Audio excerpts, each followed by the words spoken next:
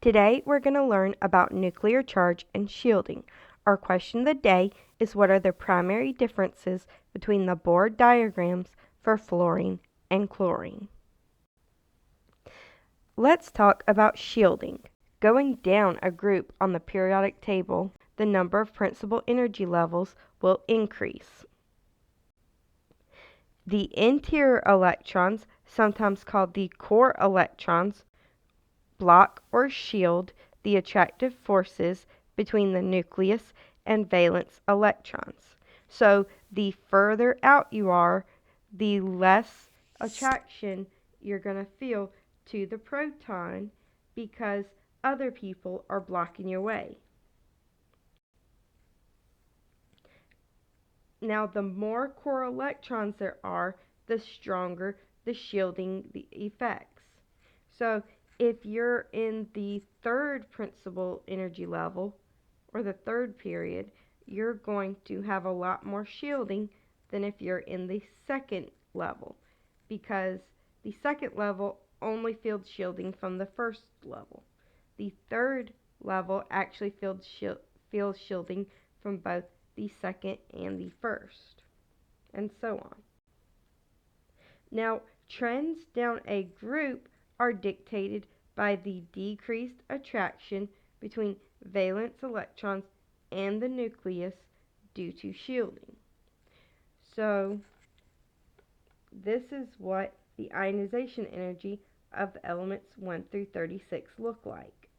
Notice how 1 has a lower ionization energy than 2. And then you go to the next period, or the next row on the periodic table. 1 is smaller than, 3 is smaller than 4. Then we move to the P block. So when we move up to the P block, our energy actually goes down for a second and then starts going back up. And it goes down for a second and starts going back up again. And that's because we have like half filling and full filling shells. So anyhow, then we're going to go to the bottom and we're going to repeat again. Now, in our atoms, our nucleus does have a charge. We call this the nuclear charge. As we go across a period, so from left to right, the number of protons will increase, but the number of principal energy levels stays the same. So within a single period, you have the same energy level, so the same amount of shielding, but you have more protons, so more attractive force. That's why, as you go to the right, the atoms get smaller, because they're pulling the electrons closer. Like we said, electrons are moving around the nucleus really quickly, and the nucleus is attracted to and pulls on the electron shells. Since the nucleus is more massive, it kind of stays put. What really moves is the electrons. That's why the shells get closer. Now for the nuclear charge, the more protons there are to pull on the shell, the tighter the electrons can be pulled in. So this is sodium, notice how it's a little bit bigger, and chlorine, which is a little bit smaller. They're both in the same period, same row on the periodic table, but chlorine has more protons, so it pulls the electrons closer. Now we're going to look at nuclear charge. So across the periodic table, the trends are dictated by the attraction power of protons pulling on electron shells.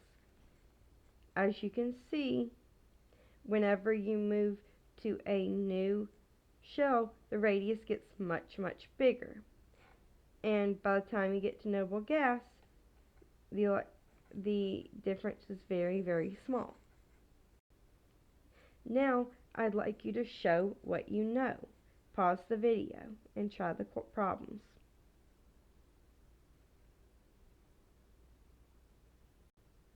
So first, we're going to explain why chlorine's radius is smaller than that of sulfur. while chlorine and sulfur are both on the same row.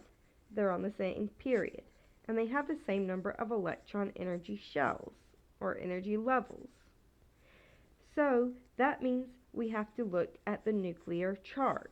Since chlorine has a higher nuclear charge than sulfur, its protons can more easily pull the electrons, which makes the atomic radius smaller. Now, why is the ionization energy of barium smaller than that of strontium? Well, barium and strontium are both in the same group, or the same column. They have the same number of valence electrons. Since barium has one more energy level, it's one period lower on the periodic table, its valence electrons are further away, and shielding from the attraction of the nucleus is higher. Therefore, it takes less energy to remove the barium's valence electrons. So how is it that lead has more metallic characteristics than tin? Well, lead and sulfur are in the same group on the periodic table. Lead has one more energy level than tin, so lead's valence electrons are further away from and very shielded from the nucleus. That means that lead is more willing and able to lose electrons compared to tin. So it's all about the number of energy levels making it more shielded, which means bigger radius and more willing to lose. Now let's explain why fluorine's electronegativity is higher than that of oxygen. Well, fluorine and oxygen are both in the same period. They're on the same row, and they have their valence electrons in the same energy level.